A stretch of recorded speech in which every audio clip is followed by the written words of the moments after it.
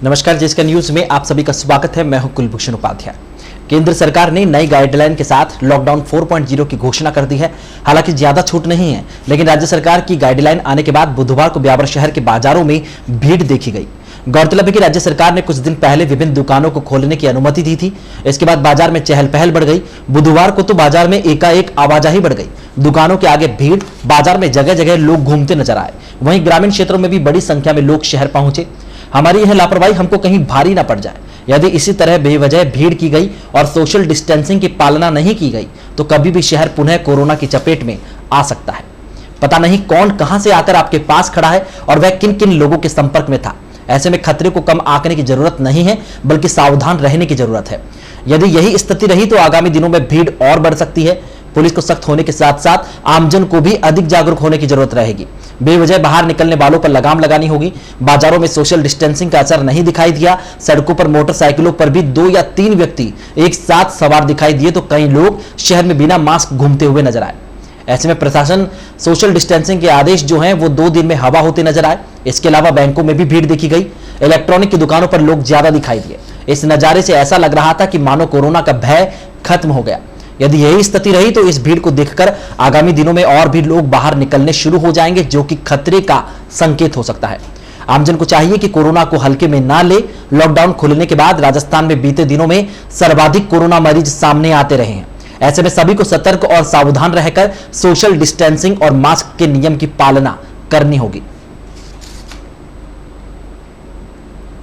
Corona संक्रमण के बाद घोषित लॉकडाउन के दौरान अपनी जान जोखिम में डालकर अपनी सेवाएं देने वाले कोरोना वॉरियर्स का बुधवार को भाजपा देहात की ओर से अभिनंदन किया गया। इस मौके पर भाजपा देहात जिलाध्यक्ष और पूर्व विधायक दिव्यशंकर भुजड़ा के सानिध्य में पदाधिकारी और कार्यकर्ता राजकीय अमृतकौर चिकित्सालय पहुंचे, जहां पर पीएमओ डॉक्टर आलोक श्रीवास्तव की उपस्थिति में बैंडबाजों की धुन पर पुष्प वर्षा कर सभी चिकित्सकों का शॉल और माला पहनाकर स्वागत किया गया। साथ ही श्रीफल और प्रशस्ति पत्र देते हुए श्रेष्ठ सेवाओं के लिए धन्यवाद ज्ञापित किया गया। इसी प्रकार भाजपा पदाधिकारी सीडी थाने पहुंचे, जहां पर डिप्टी हीरालाल सैनी और सीडी थानाधिकारी रविंद्र सिंह हाडा की उपस्थिति में सभी पुलिसकर्मियों का स्वागत अभिनंदन हुआ। पुलिसकर्मियों को शॉल उड़ाई गई और माला पहनाते हुए श्रीफल भेंट किए गए। साथ ही प्रशस्ति पत्र के माध्यम से सेवाओं की सराहना की गई। स्वागत करने वालों में पवन जैन, रामावतार लाटा, नरेश मित्तल, महेंद्र सिंह रावत, तुलसी बोथरा, डॉक्टर प्रियन तोलानी, दिलीप बाबेल, दिलीप शर्मा, प्रमोद शर्मा, जितेंद्र कावड़िया, लक्ष्मण सिंह हुडा, सत्येंद्र बबली और राकेश नरूका आदि शामिल रहे। पीड़ित मानवता की सेवा के लिए रक्तदान में सहयोग करने वाले ग्रुप लाइफ लाइन रक्तदाता ग्रुप ने कोरोना संक्रमण काल के तहत अब एक और नया सामाजिक सरोकार कार्य शुरू किया है। ग्रुप ने कोरोना संक्रमण से बचने में सबसे ज्यादा आवश्यक माने जाने वाले सैनिटाइजर की फैक्ट्री रेट पर बिक्री शुरू की है।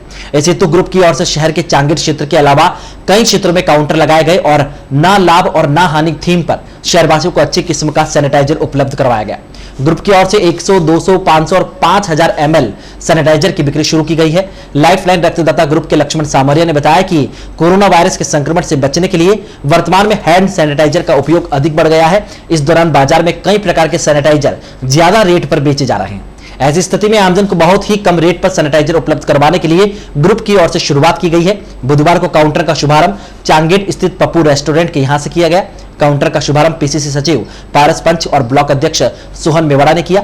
इस मौके पर पंच ने कहा 200 मास्क और 50 सैनिटाइजर भी लोगों को फ्री में बांटने की बात कही। काउंटर के शुभारंभ के मौके पर बिरजूलाल भाटी, विजय गुप्ता, सनीफ काठात, मोबिन काठात, सीमा आदिवाल, मनीष नागर, अमरचंद और विवेक लालवानी आदि उपस्थित रहे।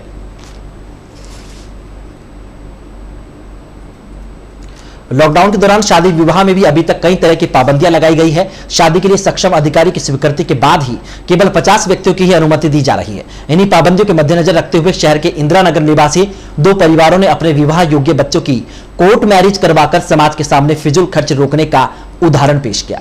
मालूम हो कि इंदिरा नगर निवासी नंदलाल फुलवारी की पुत्री चीकू और गोपीलाल मंडोती के पुत्र शंकर की शादी पूर्व में तय हो गई थी, लेकिन लॉकडाउन के चलते शादी नहीं हो पा रही थी। इस दौरान परिवारों ने एक साथ बैठकर दोनों की कोर्ट मैरिज करवाने का निर्णय लिया। दोनों परिवारों के निर्णय के अनुसार मात्र 6 लोगों की उपस्थिति में चीकू और शंकर के न्यायालय परिसर में एक दूसरे को वरमाला पहनाकर शादी करवाई गई। शादी के बाद वर वधू ने न्यायालय परिसर स्थित भगवान शिव के मंदिर में पहुंचकर भगवान और अपने माता पिता का आशीर्वाद लिया। न्यायालय परिसर में हुई इस शादी की सभी ने सराहना की। शहर के मसूदा रोड पर श्री मात्र कृपा एजुकेशनल एवं डेवलपमेंट सोसाइटी ब्यावर की ओर से संचालित लिटिल चैंप स्कूल प्रबंधन ने लॉकडाउन के देखते हुए एक अनूठी पहल की है। विद्यालय प्रबंधन समिति ने लॉकडाउन के दौरान स्कूल के बच्चों से 3 माह की फीस नहीं वसूलने का निर्णय लिया है। स्कूल अब स्कूल के बच्चों से 3 माह की फीस नहीं वसूलेगा। अध्यक्षा आशा यादव ने बताया कि कोरोना महामारी के चलते हमारा देश ही नहीं अपितु पूरा विश्व इस संक्रमित बीमारी से आर्थिक मंदी की मार झेल रहा है। इस घड़ी में हम कुशल और जिम्मेदार नागरिक के रूप में अपनी जिम्मेदारी निभाते हुए देश हित और हमारे विद्यालय में अध्ययनरत विद्यार्थियों के अभिभावकों के आर्थिक हित को ध्यान में रखते हुए विद्यालय प्रबंधन ने माह अप्रैल, मई और जून 2020 की मासिक फीस नहीं वसूलने का फैसला किया। यादव ने बताया कि अगर भविष्य में सरकार द्वारा फीस लेने के आदेश भी दिए जाते हैं तो भी विद्यालय की ओर से फीस नहीं ली जाएगी। इसके साथ ही विद्यालय की ओर से ऑनलाइन कक्षाएं पूर्व की भांति संचालित की जाती रहेगी।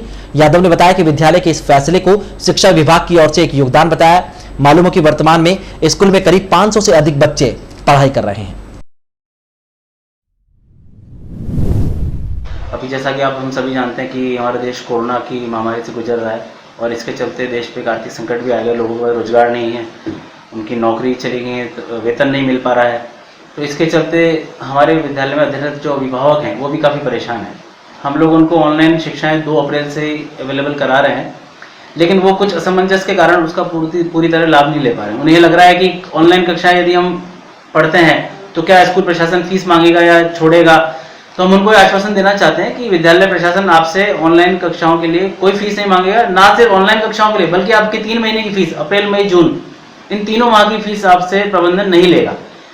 सरकार यदि बाद में जुलाई में या अगस्त में जब भी स्कूलें खुलती है ये भी कहती है कि नहीं आप पुरानी फीस ले सकते हो, तो भी हम आपको आश्वासन देते हैं कि इन 3 महीनों की फीस हम आपसे नहीं लेंगे। आप केवल मात्र अभी अपने बच्चों की शिक्षा पर ध्यान दें और ये जो 3 माह की फीस आपकी बच्चों की बच रही है, इससे मेरा आपसे निवेदन है कि आप लोगों ने अभी तक जो पुस्तकें नहीं खरीदी हैं तो आप इस पैसे को वहाँ यूटिलाइज करके बच्चों की पुस्तकें लें, ताकि हम जो ऑनलाइन संदेश उन तक शिक्षा का पहुँचा रहे हैं उसमें वो पुस्तकें उन्हें पढ़ाई करने में मदद करें और सार्थक सिद्ध हों। 3 माह की अगर हम बात करें तो इससे जितने भी अध्ययनरत हमारे यहाँ बच्चे हैं उनके अभिभावकों को करीबन 14 से 15 लाख रुपए की राहत मिलेगी इन्हें। अगर वो 3 महीने तक सारे अभिभावक हमें पैसा देते तो लगभग इतना आर्थिक बोझ उनके ऊपर आता। शहर के एक युवा कलाकार हरीश फुलवारी ने कोडियों पर चित्र बनाने की महारत हासिल की है। कलाकार फुलवारी ने अब तक 114 कोडियों पर करीब 100 से अधिक महापुरुषों, विद्वानों, विचारकों, नेताओं के व्यक्तित्व चित्र बनाए हैं। कलाकार फुलवारी का यह कार्य विश्व कीर्तिमान हासिल करने की ओर बढ़ रहा है। शीघ्र ही फुलवारी अपनी इस कला को लेकर Guinness book of world record में दावा पेश करने वाले हैं।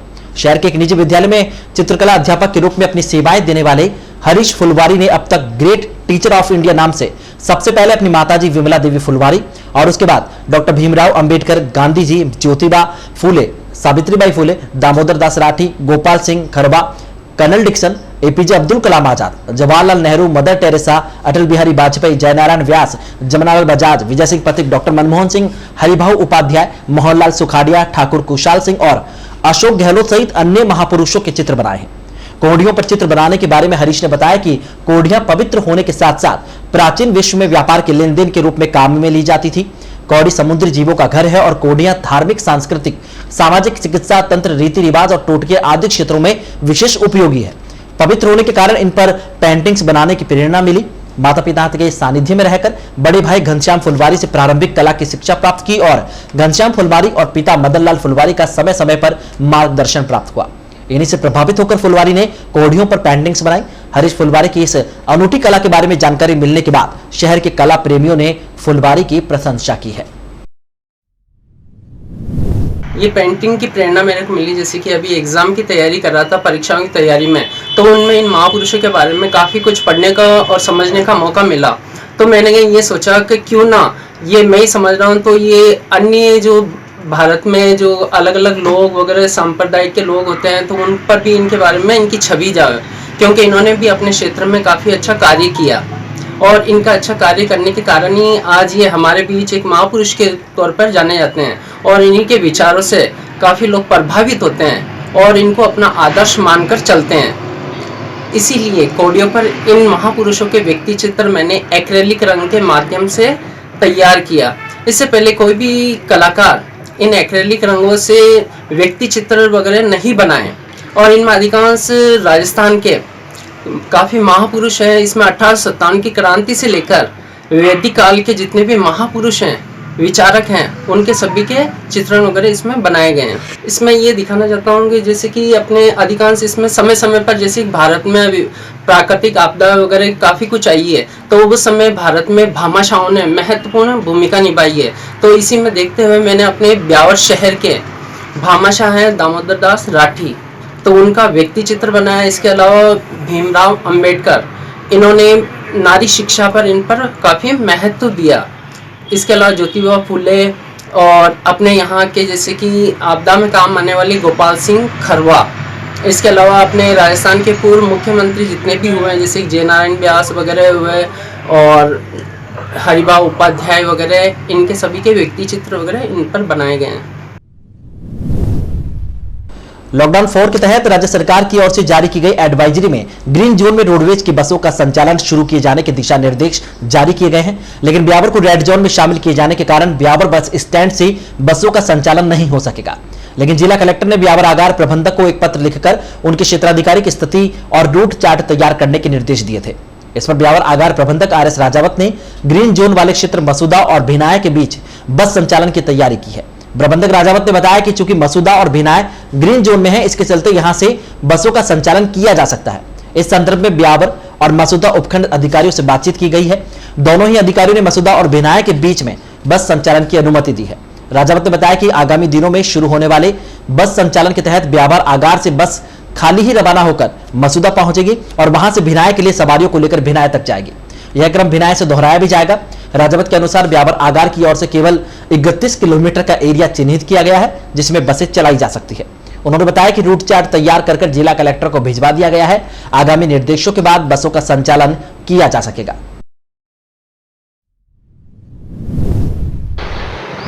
कल दिनांक को मुख्यालय द्वारा ब्यावर आगार में संचालन की वाहन के संचालन के बारे में पुस्तक मालूम करने के लिए कहा गया। इस संबंध में मैंने श्रीमान उपखंड अधिकारी महोदय ब्यावर एवं उपखंड अधिकारी महोदय मसूदा एवं भिनाई से भी बातचीत की गई। ब्यावर रेड जोन में होने के कारण ब्यावर से कोई गाड़ी का संचालन नहीं होगा, किंतु ब्यावर और भिनाई के SDM सर से बात की गई तो उसके संबंध में उन्होंने दोनों ने अपने बस संचालन के लिए सहमति दी गई है, जो कि 31 किलोमीटर का टुकड़ा है। यहाँ से एक बार खाली जाएगी बस और फिर वहाँ से बुक की जाएगी, मसूदा से भिनाई और भिनाई से मसूदा। घोषित लॉकडाउन के दौरान जहां एक और आमजन को परेशानियों का सामना करना पड़ रहा है, वहीं दूसरी ओर सीधे तौर पर आमजन से जुड़े गैर राजकीय विद्यालयों के भी ऐसे हालात बन गए हैं कि खर्च चलाने के साथ साथ विभिन्न प्रकार के ऋणों की अदायगी भारी पड़ रही है। लॉकडाउन के प्रारंभ से ही स्कूलों के बंद होने और फीस जमा नहीं होने के कारण विद्यालयों की आय एकदम से रुक गई। दूसरी ओर स्कूल के शिक्षकों को भुगतान किया जा रहा है, जिसके चलते गैर सरकारी विद्यालय के हालात खराब बताए जा रहे हैं। उधर विद्यालय की ओर से वाहन, भवन और कार्यशैली पूंजी हेतु लिए गए ऋण की अदायगी करना मुश्किल है। ऐसी स्थिति में संघर्ष समिति के पदाधिकारियों ने इस प्रकार के सभी ऋण की अदायगी आगामी 8-10 माह के लिए स्थगित करने की मांग उठाई है। गैर राजकीय संघर्ष समिति राजस्थान की ओर से बुधवार को वित्त मंत्री के नाम उपखंड प्रशासन को दिए गए ज्ञापन में राज्य सरकार द्वारा RTE के तहत पूर्णभरण राशि का भुगतान भी अब तक नहीं किया गया, अतः उक्त राशि का भुगतान भी करवाए ताकि विद्यालयों का कामकाज चल सके।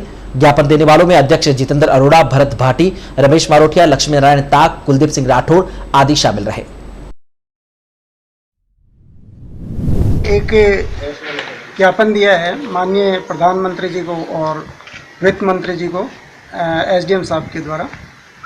हमारा जो ज्ञापन है वो समस्त गैर सरकारी विद्यालय संघर्ष समिति द्वारा समस्त निजी जो विद्यालय चल रहे हैं उनके हितों की रक्षा के लिए और जो वर्तमान में समस्या आ रही है और आने वाले समय में जो भी समस्या आ रही है उन सारी समस्याओं को उजागर करने के लिए और उन तक पहुंचाने के लिए हमने जो ज्ञापन दिया है उसमें विशेष मांग हमने ये करी है कि केंद्र सरकार द्वारा अभी एक काफ़ी अच्छा बजट हर क्षेत्र के अंदर दिया गया है, मगर उसमें शिक्षा के क्षेत्र को पूर्णतया नज़रअंदाज किया गया है। तो हमने उनको यह अवगत करवाया है कि जो गैर सरकारी विद्यालय संचालित है काफ़ी अच्छा काम कर रही है। केवल राजस्थान के अंदर लगभग 45 से 50 हज़ार गैर सरकारी विद्यालय संचालित है, जिसमें 3 से 4 लाख कर्मचारी जुड़े हुए हैं प्रत्यक्ष और अप्रत्यक्ष रूप से, जिसमें शिक्षक भी है, कर्मचारी भी है, ड्राइवर भी है और इस तरीके से मतलब काफ़ी परिवार इस शिक्षा के क्षेत्र से जुड़े हुए हैं। लगभग 80 से 90 लाख विद्यार्थी हैं जो अपने गैर सरकारी विद्यालयों में पढ़ते हैं। 14 तारीख से हमारे समस्त विद्यालय बंद है, किसी प्रकार की कोई आय भी नहीं है और उसके बाद में सरकार द्वारा ये भी निर्देश दिया गया है कि सैलरियाँ दी जाए। हम लोग जितना प्रयास है प्रयास करके सैलरियाँ दी भी है और दे भी रहे हैं, परंतु अब जो परिस्थितियाँ आ रही है, सरकार ने ये भी कह दिया कि साहब 3 महीने बाद में है जो फीस दे देगी पब्लिक, पर हमें नहीं लगता है कि 3 महीने बाद में भी किसी तरह की कोई फीस हमारे को प्राप्त होगी। इसलिए हमने केंद्र सरकार को भी ये निवेदन किया है कि जिस तरीके से दूसरे उद्योगों को, व्यापारों को या और क्षेत्र के अंदर जो बजट आवंटित किया है, उसी तरीके से शैक्षिक जो संस्थाएं हैं उनके लिए भी एक विशेष बजट आवंटित किया जाए ताकि इस भयंकर महामारी के अंदर विद्यालय सर्वाइव कर सके। कोविड-19 के जिला प्रभारी वरिष्ठ आईएएस भवानी सिंह देथा बुधवार को ब्यावर पहुंचे, जहां उन्होंने प्रशासनिक और संबंधित अधिकारियों से कोविड-19 संबंधी व्यवस्थाओं पर चर्चा करने के साथ आवश्यक दिशा निर्देश दिए। यहां से वे जवाजा में अधिकारियों से मुलाकात के बाद राजसमंद की ओर रवाना हुए। जिला प्रभारी भवानी सिंह देथा बुधवार दोपहर को ब्यावर पहुंचे, जहां उन्होंने उपखंड कार्यालय स्थित डाक बंगले में कोविड-19 से जुड़े अधिकारियों की बैठक बुलाई। नगर परिषद आयुक्त शमीम बानो से परिषद की ओर से की जा रही व्यवस्था संबंधी जानकारी ली। इसमें शहर में सफाई व्यवस्था के साथ जहां भी जरूरत हो वहां सैनिटाइजर संबंधी व्यवस्था के बारे में जानकारी ली गई। साथ ही उन्होंने विधायक कोष से स्वीकृत दूसरी किस्त को लेकर जरूरतमंदों को वितरित होने वाले खाद्य सामग्री के लिए जल्द टेंडर जारी कर ऐसे लोगों को राहत पहुंचाने के लिए कहा, जिससे लॉकडाउन 4 में भी लोगों को किसी प्रकार की कोई परेशानी ना हो। राजकीय अमृतकौर अस्पताल के नोडल प्रभारी डॉक्टर संजय शर्मा से अस्पताल में लिए जाने वाले सैंपल और अब तक के आंकड़ों और अस्पताल प्रबंधन की ओर से इस संबंध में की जा रही व्यवस्था की जानकारी भी ली। साथ ही निर्देश दिए कि जो लोग बाहर से आ रहे हैं उनकी सुचारू स्क्रीनिंग हो और रैंडम सैंपलिंग भी ली जाए। रोडवेज आगार प्रबंधक रघुवीर सिंह राजावत से बाहर से आने वाले प्रवासी श्रमिकों और यहां से अन्य प्रांतों को जाने वाले प्रवासी श्रमिकों के आने जाने से पूर्व उनकी स्क्रीनिंग और अन्य स्वास्थ्य जांच करवाने के निर्देश दिए गए। बैंक के बाहर कतार में खड़े रहने वाले पेंशनर्स की परेशानी को गंभीरता से लेते हुए जिला प्रभारी भवानी सिंह देथा स्टेट बैंक की मुख्य शाखा के बाहर पहुंचे, जहां पर उन्होंने कतार में खड़े लोगों से बातचीत कर उनकी समस्याओं से रूबरू हुए। इसके बाद उन्होंने बैंक प्रबंधन को मौके पर बुलाया और पेंशनर्स के लिए अलग से कतार लगाने और बैंक में प्रवेश करने वालों के लिए सैनिटाइजर और अन्य व्यवस्था सुचारू करने के निर्देश दिए। इससे पहले अधिकारी ने बैंक के बाहर बैठी 2 महिलाओं से भी बातचीत की और बैंक प्रबंधक से कतार में खड़े रहने वाले ग्राहकों के लिए पर्याप्त छाया पानी की व्यवस्था करने के लिए कहा। इसके बाद अधिकारी लाज हवेली स्थित क्वारंटाइन सेंटर पर पहुंचे और मौका निरीक्षण किया। यहां उन्होंने सेंटर में भर्ती लोगों से खाने पीने को लेकर जानकारी मांगी। यहां लोगों ने इस व्यवस्था पर संतोष भी जताया। यहां से अधिकारी औचक निरीक्षण के लिए गणेशपुरा में होम आइसोलेट हुई एक महिला के घर पहुंचे, जहां उन्होंने आइसोलेट हुई महिला और उनके परिजन से बातचीत करते हुए बताया कि वे घर से बाहर ना निकले और एक दूसरे से भी ना मिले। साथ ही उन्होंने मौके पर तैनात कर्मचारियों को इसके लिए आवश्यक दिशा निर्देश दिए। यहां से वे जवाजा की ओर रवाना हुए, जहां अधिकारियों से मुलाकात के बाद आगे राजसमंद की ओर रवाना हुए। वार्ता के दौरान ब्यावर नोडल प्रभारी आशुतोष गुप्ता, आयुक्त Shamim Bano, roadways depot manager रघुवीर सिंह राजावत, एकेएस से कोविड-19 नोडल प्रभारी doctor Sanjay Sharma, CBO Rajendra Prasad Joshi, quarantine centre प्रभारी शलभ टंडन और पटवारी लोकेश मीणा सहित अन्य अधिकारी कर्मचारी मौजूद थे। केंद्र सरकार की ओर से प्रवासी श्रमिकों को घर लाने के लिए लगाई गई रेलगाड़ी से हैदराबाद से नागौर पहुंचा एक युवक कोरोना पॉजिटिव आया है। नागौर के युवक के कोरोना पॉजिटिव पाए जाने के बाद समूचा नागौर प्रशासन अलर्ट हुआ। उधर नागौर प्रशासन की ओर से युवक की ट्रैवल हिस्ट्री के अनुसार युवक के साथ बोगी में सफर करने वाले सभी लोगों को क्वारंटाइन करने का निर्णय लिया गया। युवक की ट्रैवल हिस्ट्री में ब्यावर शहर का जमालपुरा निवासी युवक का नाम भी सामने आया। नागौर प्रशासन की ओर से सूचना मिलने के बाद ब्यावर चिकित्सा विभाग ने बुधवार को जमालपुरा निवासी युवक को अस्पताल में भर्ती किया। हालांकि युवक में कोरोना से संबंधित कोई लक्षण नहीं पाए गए, लेकिन एहतियात के तौर पर उसे अस्पताल में भर्ती कर कोरोना सैंपल लेकर जांच के लिए भिजवा दिया। मालूम हो कि विगत दिनों हैदराबाद से प्रवासियों के लेकर जयपुर पहुंची रेलगाड़ी में नागौर, अजमेर, जयपुर के प्रवासी मजदूर सवार हुए थे।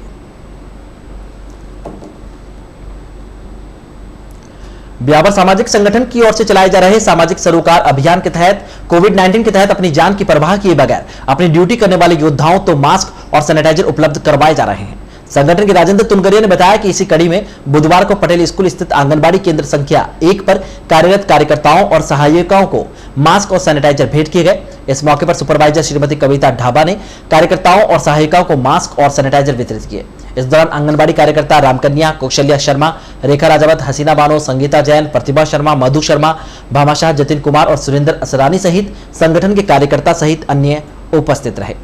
बड़ी खबर की बात करते हैं। ब्यावर उपखंड में 9 दिन बाद एक बार फिर कोरोना ने दस्तक दे दी और इस बार रहमानखेड़ा गांव में पॉजिटिव मामला सामने आया। 25 साल के युवक के पॉजिटिव आने के बाद अस्पताल प्रबंधन द्वारा उसे अजमेर रेफर कर दिया गया। इसके अलावा उसके संपर्क में आए 5 परिजनों को भी अस्पताल में भर्ती किया गया। जानकारी के मुताबिक सदर थाना क्षेत्र के रहमान खेड़ा गांव में मंगलवार को रैंडम सैंपलिंग ली गई थी, जिसकी रिपोर्ट बुधवार को आई। उक्त सभी मामलों में एक कोरोना पॉजिटिव मामला आते ही अस्पताल प्रबंधन सख्ती में आया और पॉजिटिव युवक को तत्काल भर्ती कर अजमेर के लिए रेफर किया गया। इस दौरान अस्पताल प्रबंधन ने कोरोना पॉजिटिव युवक के 5 परिजनों को भी अस्पताल के आइसोलेशन वार्ड में भर्ती किया। गौरतलब है कि इससे पूर्व ब्यावर उपखंड में 11 मई को नुंद्री मैंद्रता ग्राम पंचायत में कोरोना पॉजिटिव मामला सामने आया था। उसके 9 दिन बाद बुधवार को रहमान खेड़ा में कोरोना पॉजिटिव पाया गया। बताया गया है कि उक्त पॉजिटिव युवक मंगलवार सुबह पिकअप में सवार होकर परिजनों के साथ अहमदाबाद से ब्यावर आया था। अहमदाबाद से ब्यावर आने पर गांव के लोगों ने युवक की रैंडम सैंपलिंग करवाई थी, जिसके बाद रिपोर्ट आने पर युवक पॉजिटिव पाया गया। युवक के साथ करीब 12 लोग भी पिसांगन के करनौस गांव में आए थे। प्रशासन ने सभी की सर्चिंग शुरू कर भर्ती करने की प्रक्रिया शुरू की है। ध्यान रहे कि लॉकडाउन में ब्यावर उपखंड में कुल 15 पॉजिटिव मामलों में से अब 2 कोरोना मरीज भी पूर्ण रूप से स्वस्थ हो चुके हैं। बुधवार को राजकीय अमृतकौर चिकित्सालय प्रबंधन द्वारा क्वारंटाइन सेंटर में भर्ती चल रहे 46 लोगों को डिस्चार्ज किया गया। 14 दिन की क्वारंटाइन अवधि समाप्त होने के बाद अस्पताल प्रबंधन द्वारा सभी 46 लोगों को उनके घर भेज दिया गया। ऐसे में प्रशासन की देखरेख में फिलहाल 55 संदिग्ध क्वारंटाइन सेंटर में फिलहाल भर्ती हैं। राजमहल होटल क्वारंटाइन सेंटर में मंगलवार तक 40 संदिग्ध भर्ती थे। उक्त सभी को बुधवार को रिलीज कर दिया गया। इसके अलावा लाज हवेली क्वारंटाइन सेंटर में 37 में से 6 को डिस्चार्ज किया गया। अब लाज हवेली में 31 तो जवाहर भवन क्वारंटाइन सेंटर में 24 संदिग्ध भर्ती चल रहे हैं। वहीं बुधवार को अस्पताल प्रबंधन द्वारा 57 लोगों को होम क्वारंटाइन किया गया। अब तक कुल 1888 कुल होम क्वारंटाइन में से 696 ने अपनी 28 दिन की क्वारंटाइन अवधि को पूर्ण कर लिया है। बुधवार को अस्पताल प्रबंधन द्वारा कुल 88 सैंपल लिए गए और 103 लोगों की जांच नेगेटिव पाई गई। कुल 1447 सैंपल में से 1271 की रिपोर्ट अब तक प्रशासन को प्राप्त हुई है, जिसमें से अब तक 1256 नेगेटिव तो 15 पॉजिटिव पाए गए हैं। इसके अलावा 176 की रिपोर्ट फिलहाल पेंडिंग चल रही है। बुधवार को अस्पताल प्रबंधन द्वारा 1254 घरों के 6998 लोगों के बारे में सेहत संबंधी जानकारी जुटाई गई। बुधवार को उपखंड प्रशासन ने सैदरिया और गड्डी थोरियान को पूर्ण रूप से कर्फ्यू मुक्त कर दिया। उपखंड अधिकारी जसमीत सिंह संधू ने आदेश जारी कर ब्यावर सिटी थाना शहर के आंशिक क्षेत्रों को कर्फ्यू मुक्त किया। संधू ने सेदरिया तिराहे से विजयनगर रोड, सेदरिया तिराहे से कृषि उपज मंडी तिराहे तक, गड्डी थोरियान हाउसिंग बोर्ड गोपाल नगर प्रथम और द्वितीय, दादिश कॉलोनी, बाकुलिया कॉलोनी, प्रभु की बगिया से मसूदा रोड बाईपास तक, प्रभु की बगिया से गड्डी थोरियान हाउसिंग बोर्ड के समस्त क्षेत्र को कर्फ्यू मुक्त कर दिया गया। एसडीएम ने बताया कि समस्त क्षेत्रों में लॉकडाउन के नियमों की पालना अनिवार्य होगी। नियमों की अवहेलना करने पर कार्यवाही की जाएगी। गौरतलब है कि लॉकडाउन 4 के अंतर्गत पहले ही ब्यावर के विभिन्न क्षेत्रों को कर्फ्यू मुक्त कर दिया गया था। इसके बाद पॉजिटिव मामलों से जुड़े संबंधित क्षेत्रों में ही कर्फ्यू लागू था, लेकिन इसमें भी कुछ क्षेत्रों में ढील देते हुए बुधवार को आंशिक भागों में कर्फ्यू हटा दिया गया। कसबान मोहल्ला के आंशिक भाग में लगे कर्फ्यू को लेकर फिलहाल कोई आदेश नहीं आया है। उधर बुधवार को रहमान खेड़ा गांव में पॉजिटिव मामला आने के बाद प्रशासन ने रहमान खेड़ा गांव के रेदासों का बाड़िया में कर्फ्यू लगाया। पॉजिटिव युवक के संबंधित क्षेत्र में समस्त आवाजाही पर देर शाम तक रोक लगा दी गई। बुधवार को ब्यावर उपखंड में रहने वाले करीब 53 लोग 2 बसों और पिकअप में सवार होकर मुंबई से ब्यावर पहुंचे। ब्यावर पहुंचने पर सभी लोगों की स्क्रीनिंग अमृतकौर अस्पताल में करवाई गई। सभी की जांच कर अस्पताल प्रबंधन ने सभी को होम क्वारंटाइन रहने के निर्देश दिए। बताया गया कि इसमें से अधिकतर लोग मुंबई में जूते चप्पल का व्यापार करते हैं, जो कि बुधवार शाम एक बस में 36 और दूसरी मिनी बस में 17 लोग सहित अन्य पिकअप में सवार होकर ब्यावर में पहुंचे थे। सभी के ब्यावर आते ही अमृतकौर अस्पताल में बस को ले जाकर सभी की स्क्रीनिंग करवाई गई। यहां से होम क्वारंटाइन के लिए अपने अपने उन्हें घर भेजा गया। बताया गया कि उक्त सभी लोग सुमेल, गिरी, बाबरा, सरमालिया गांव और ब्यावर शहर में रहते हैं। आबकारी थाना पुलिस ब्यावर ने बुधवार को जवाजा थाना क्षेत्र के केमरिया का तालाब, बहु भाखड़ा और माल का चौड़ा में अवैध हथकड़ के खिलाफ कार्यवाही की। कार्यवाही के दौरान पुलिस दल ने पहाड़ियों में सुलगती हुई भट्टियों को नष्ट करते हुए करीब 500 लीटर कच्चा वॉश नष्ट किया। इस दौरान 10 लीटर हथकड़ शराब भी जब्त की गई। पुलिस के अनुसार कार्यवाही की भनक लगने के बाद आरोपी मौके से फरार हो गए। कार्यवाही दल में प्रहराधिकारी हरस्वरूप सिंह, सिपाही भवनलाल, रामनिवास, गिरधारी सिंह, गोविंद सिंह और राजू सिंह आदि शामिल थे। तालुका विधिक सेवा समिति और अपर जिला सेशन न्यायाधीश संख्या 1 ने बुधवार को कोविड-19 से बचाव के लिए उप कारागृह ब्यावर का निरीक्षण किया। साथ ही उप कारागृह में पृथक से आइसोलेशन वार्ड स्थापित किया गया, जिसमें नए बंदियों को 21 दिन तक रखा जा रहा है। बंदियों हेतु मास्क और सैनिटाइजर उप कारागृह में उपलब्ध करवाए जा रहे हैं। कारागृह की साफ सफाई और रसोई का निरीक्षण भी किया गया। श्रीमती प्रेम राजेश द्वारा उप कारागृह में नियुक्त पुलिस अधिकारी और कर्मचारीगण के कोरोना टेस्ट हेतु संबंधित विभाग को निर्देशित किया गया, जिस पर चिकित्सा विभाग द्वारा उप कारागृह ब्यावर में नियुक्त अधिकारी और कर्मचारीगण की जांच की गई। निरीक्षण के दौरान कार्यपाल बनवारी लाल और अन्य स्टाफ सदस्य उपस्थित रहे। निरीक्षण टीम में श्रीमती प्रेम राजेश, अध्यक्ष तालुका विधिक सेवा समिति और अपर जिला सेशन न्यायाधीश ब्यावर, स्वास्थ्य अधिकारी डॉक्टर वीरेंद्र व बार संघ सचिव ऋषिराज सिंह भी मौके पर मौजूद रहे। ब्लॉक कांग्रेस कमेटी और शहर जिला कांग्रेस सेवा दल के तत्वावधान में बुधवार को शहर के विभिन्न वार्डों में रोग प्रतिरोधक क्षमता बढ़ाने के लिए आयुर्वेदिक काढ़े का वितरण किया गया। इस मौके पर वार्ड नंबर 32, 33 और 34 के निवासियों को सोशल डिस्टेंसिंग और बार बार हाथ धोने के लिए प्रेरित करते हुए काढ़ा वितरण किया गया। काढ़ा वितरण के दौरान ब्लॉक अध्यक्ष सोहन मेवाड़ा, सीपी शर्मा, सोमदेव साहू, मुकेश जोशी, चिंटू चौहान, गणपत भाटी, फतेह सिंह रावत, योगेंद्र चौहान, चेतन भट्ट और पंकज साहू आदि शामिल रहे। तो ये था आज का इतिहास और इसी के साथ आज के बुलेटिन में फिलहाल इतना ही। पूरी टीम के साथ दीजिए इजाजत, फिर मिलेंगे। नमस्कार।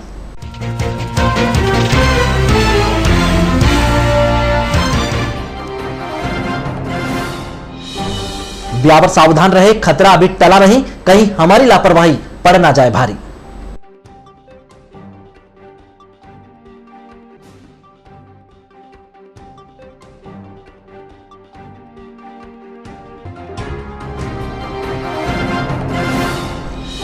ब्यावर उपखंड में 9 दिन बाद फिर आया कोरोना। रहमानखेड़ा गांव में 25 साल के युवक को हुआ कोरोना।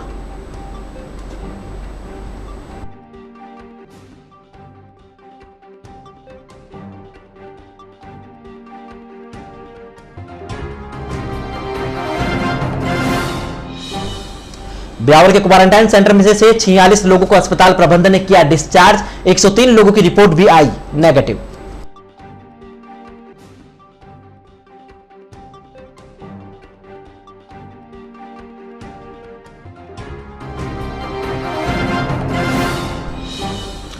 और कोविड-19 के जिला प्रभारी वरिष्ठ आईएएस भवानी सिंह देथा आए ब्यावर। परिषद को जल्द टेंडर जारी कर जरूरतमंदों को खाद्य सामग्री उपलब्ध करवाने के दिए निर्देश।